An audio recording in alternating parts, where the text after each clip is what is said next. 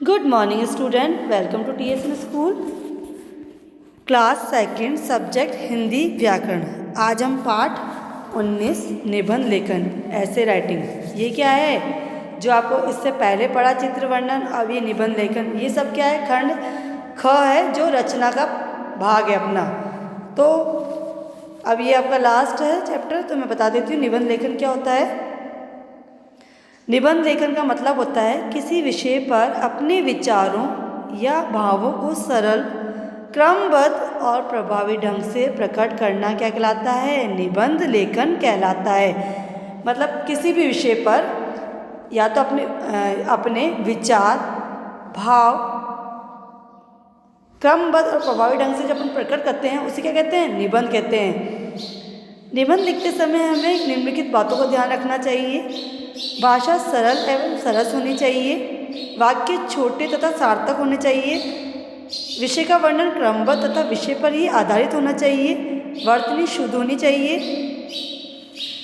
कहने का तात्पर्य यह है कि अगर अपनी भाषा सरल और सरस होगी तो वो निबंध अपन सही तरीके से मतलब उसको समझ पाएंगे। और वाक्य छोटे तथा सार्थक होंगे। सार्थक मतलब जिनका कोई अर्थ निकल रहा हो, तो वो ऐसे शब्द क्या होते हैं, सार्थक शब्द होते हैं जिनका कोई अर्थ निकलता है। तो वाक्य छोटे और सार्थक होंगे तो क्या आएंगे, निबंध अच्छा होएगा अपना उस विषय। और ये विषय का वर्णन क्रमबद्ध तथा विषय पर आधारित होना चाहिए। जब जो भी विषय ले रहे हो आप, जैसे लिया मेरा प्यारा मित्र, मेरे प्यारे अध्यापक, हमारा राष्ट्रीय पक्षी और हमारा राष्ट्रीय पर्व, तो जिसके बारे में ले रखे हो आप, त्यौहार हो आपके या कोई भी ऐसा विषय हो जो आपके मतलब वो क्रमबद्ध होना चाहिए कि भाई कि इसके बाद में ये आएगा, इसके बाद में ये आएगा, इसके बाद में ये आएगा, तो वो क्रमबद्ध चलेगा। और वो जिस विषय से आप विषय पर निबंध लिख रहे हो तो उस विषय से संबंधित ही उसमें मतलब उस विषय पर ही आधारित होनी चाहिए। उसमें जो वाक्य होंगे वो उस विषय पे आधारित होंगे, तभी आपको समझ में आएगा कि निबंध किस पर लिखा जा रहा है। तो आपके कुछ दे रखे हैं, देखो इसमें दे रखा है मेरा प्यारा मित्र, तो मेरा नाम जो आपका नाम है वो आ जाएगा, फिर मेरे विद्यालय का नाम जो आपके विद्यालय का नाम है आ जाएगा, और आप कौन सी कक्षा में पढ़ते हो या पढ़ती हूँ, फिर दे रखा है, फिर वो लिख रहा है कि मेरा प्यारा मित्र कौन है, इस विषय पर निबंध लिख रहा है। वैसे तो कक्षा में पढ़ने वाले सभी मेरे मित्र हैं, पर उनमें नवीन मेरा सबसे अच्छा दोस्त है। मतलब आप किसी कक्षा में पढ़ रहे हैं तो वो जो जितने भी कक्षा में बच्चे पढ़ रहे हैं वो सभी क्या होंगे, आपके मित्र होंगे। पर मित्र तो हैं, पर सबसे जो खास मित्र है उसके बारे में ये वर्णन कर रहा है। वह मेरी कक्षा में ही पढ़ता है, उसके पिता एक डॉक्टर हैं तथा उसकी मम्मी अच्छी अध्यापिका है। नवीन पढ़ाई में बहुत अच्छा है। सभी अध्यापक एवं अध्यापिकाएं उसे एक बुद्धिमान विद्यार्थी मानते हैं।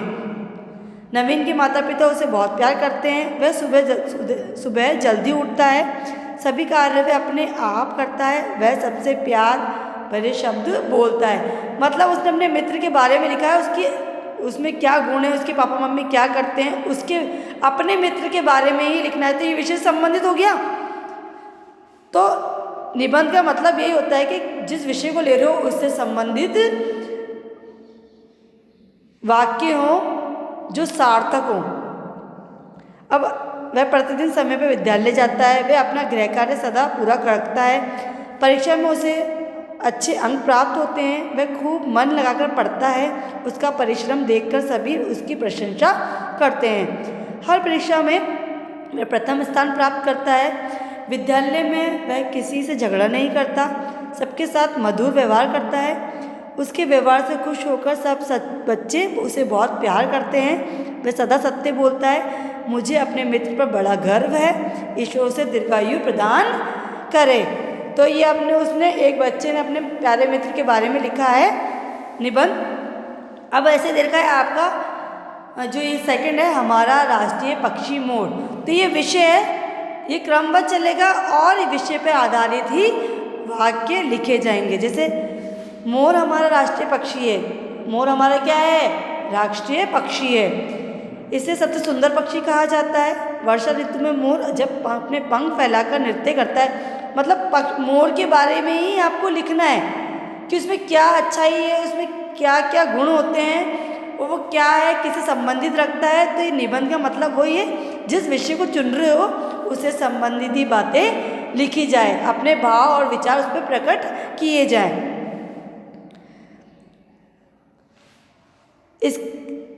इसी सुंदरता के कारण मोर को क्या कहते हैं, अपन राष्ट्रीय पक्षी की उपाधि प्रदान की गई है। इसी कारण भारत सरकार ने मोर का शिकार करने पर प्रतिबंध रखा है। मोर किसानों का मित्र भी है। मोर खेती को नुकसान पहुंचाने वाले कीड़ों और सांपों को खाता है।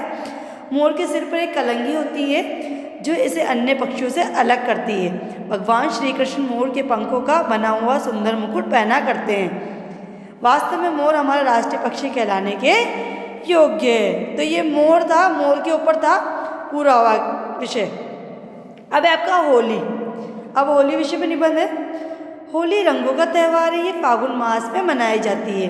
वैसे तो ये भारत के सभी प्रदेशों में मनाया जाता है, किंतु उत्तर भारत में ये त्यौहार बहुत धूमधाम से मनाया जाता है। खासकर ये हिंदुओं का त्यौहार है, लेकिन इसको लगभग सभी धर्मों के लोग मनाते हैं। होली से एक दिन पहले होलिका का दहन होता है रूप में छोटी होली मनाई जाती है। होली के दिन सभी लोग पुरानी दुश्मनी को भुलाकर प्यार तथा दोस्ती का रंग घोलते हैं। इस दिन सभी लोग एक दूसरे को होली भी की बधाइयों के साथ साथ रंग लगाते हैं। होली प्यार और भाईचारे का अनुभव कराने वाला त्यौहार है। तो ये होली पे निबंध था। तो होली से संबंधित विषय मतलब वाक्य लिखे गए, उसके भाव लिखे गए कि किस दिन मनाई जाती है, क्यों मनाई जाती है, किस दिन छोटी होली होती है और किस दिन उस होली का मतलब क्या होता है, ये पूरा उस विषय पर लिखा गया। अब आपका आता है गणतंत्र दिवस। 15 अगस्त 1947 को हमारा देश आज़ाद हो गया था, परंतु हमारा अपना कोई संविधान नहीं था। संविधान निम्नात्री सभा ने देश के लिए नया संविधान बनाया। ये नया संविधान 26 जनवरी 1950 के दिन हमारे देश में लागू किया गया। इसलिए तब से प्रतिवर्ष हम 26 जनवरी को गणतंत्र दिवस के रूप में मनाते हैं। गणतंत्र दिवस भारत में एक राष्ट्रीय पर्व के रूप में मनाया जाता है। इस दिन लगभग हर जगह छुट्टी रहती है। इस दिन बच्चे बूढ़े सभी प्रसन्नता से डूबे रहते हैं। गणतंत्र दिवस का आयोजन भारत के प्रधानमंत्री द्वारा इंडिया गेट पर अमर जवान ज्योति पर पुष्प अर्पित करने के साथ आरंभ होता है। इसके बाद 21 तोपों की सलामी दी जाती है। देश के राष्ट्रपति विजय पथ पर सलामी देते हैं और राष्ट्रीय ध्वज फहराते हैं। इसके बाद क्या होता है, राष्ट्रीय गान होता है। इस प्रकार परेड शुरू होती है। परेड में तीनों सेनाएं, जल सेना, थल सेना और वायु सेना शामिल होती है। परेड में विभिन्न तरह की झांकियाँ भी होती है। रात को सारे देश में प्रत्येक सरकारी भवन पर दीपमालाएं सजाई जाती है, जिससे सड़क और बाजार बहुत सुंदर लगते हैं। तो ये गणतंत्र दिवस के ऊपर आपका विषय पर निबंध था।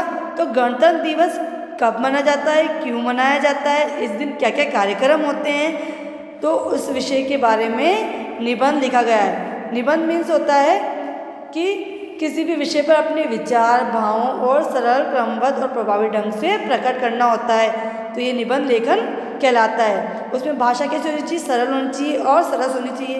वाक्य छोटे और सार्थक होने चाहिए। विषय का वर्णन क्रमबद्ध और विषय पर आधारित ही होना चाहिए। वर्तनी शुद्ध होनी चाहिए। तो ये क्या होता है आपका निबंध लेखन। धन्यवाद।